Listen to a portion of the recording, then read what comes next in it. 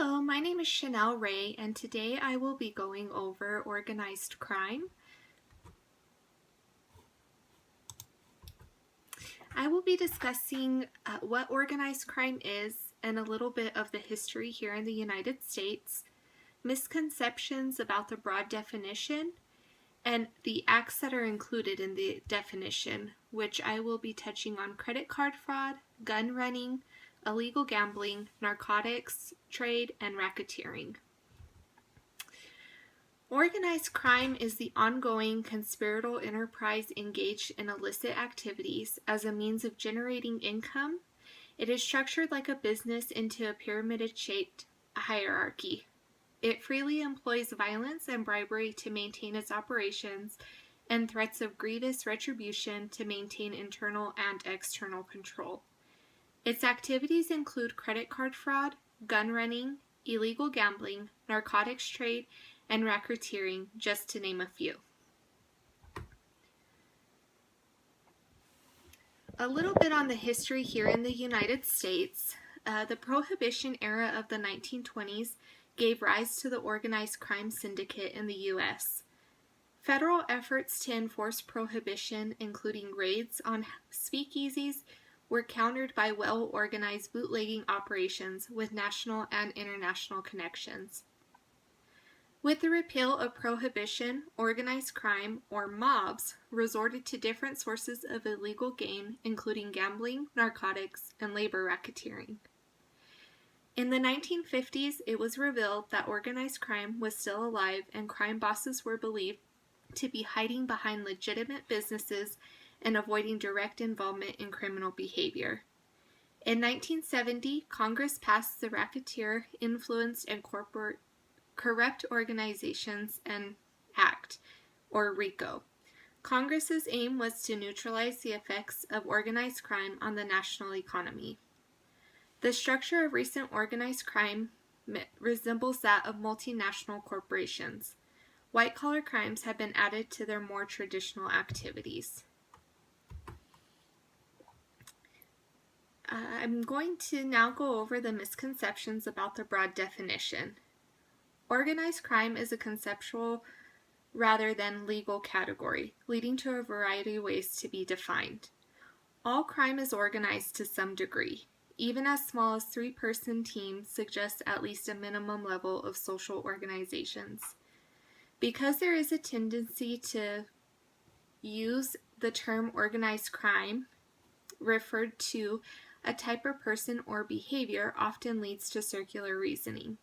The category organized crime is viewed with the category organized criminals. In many instances, organized crime has been equated with the mob, the mafia, cartels, or the syndicate. Critics point out that when the definitions tend to equate organized crime with criminal associations, such definitions discourage our potential understanding of the wide variety or other social actors involving organized crime.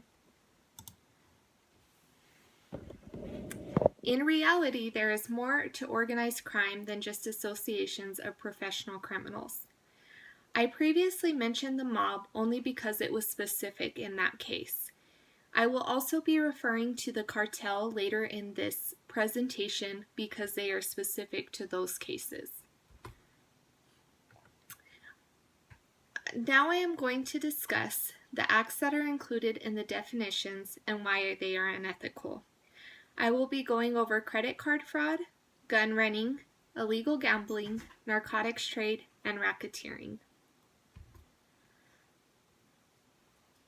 Credit card fraud is the fraudulent use of a credit card account through the theft of the account holder's card number, card details, and personal information through a wide variety of methods in order to perform unauthorized transactions from the compromised account. Organized criminals are able to get the information a variety of ways, more commonly today through online means including scams, malware, and phishing. Because this action contains the unauthorized taking of information, it is considered to be theft. After the theft is committed, organized criminals can do a variety of damage to an individual, including identity assumption, unauthorized spending, and identity theft.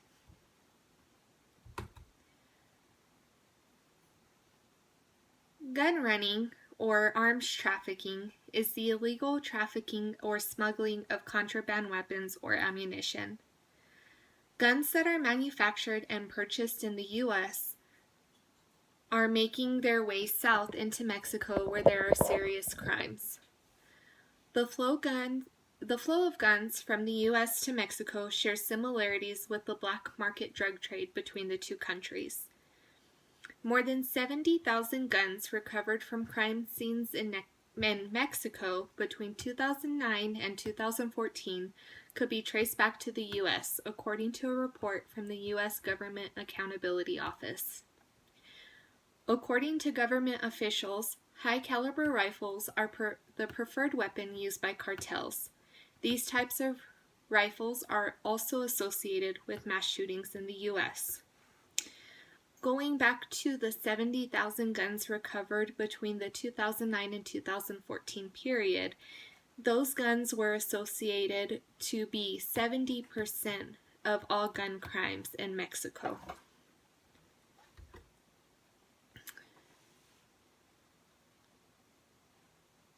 Illegal gambling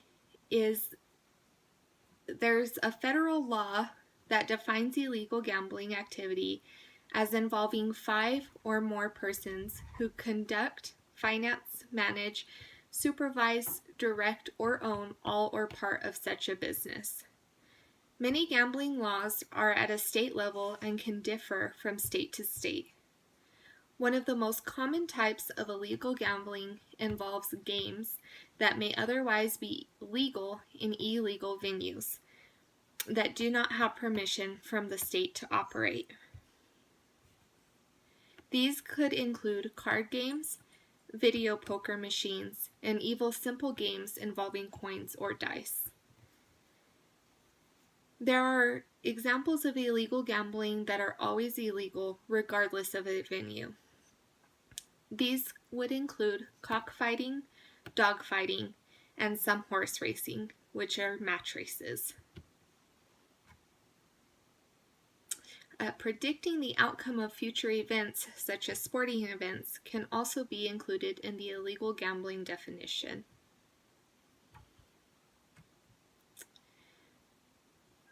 Drug trafficking, or narcotics trade, generally refers to the sale and distribution of illegal drugs. The Drug Enforcement Agency, DEA, makes over 30,000 arrests each year related to the sales and distribution of illegal narcotics. Virtually the entire U.S. illicit drug market is controlled by 7 Mexican cartels, according to the U.S. Drug Enforcement Administration's 2015 National Drug Threat Assessment Summary. The cartel that is most associated with our area is the Juarez cartel. Because Juarez, Mexico is a border city, it gives them easy access into El Paso, Texas. This passageway allowed the Juarez cartel to be one of the predominant trafficking organizations in Mexico. Drug deaths continue to rise rapidly in the United States. Drugs are the leading cause of accidental death in this country. Fatal overdoses surpassed shooting deaths and fatal traffic accidents years ago. And finally, I will be going over racketeering. Racketeering, which is often associated with organized crime, is the act of offering a dishonest service to solve a problem that wouldn't otherwise exist. I found a great example while doing my research.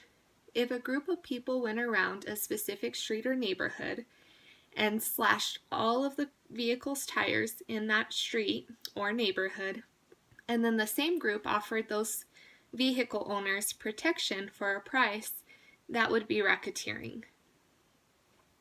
RICO, which I mentioned in a previous slide, made it so that organizations or individuals could be charged up to 10 years of ongoing criminal activity.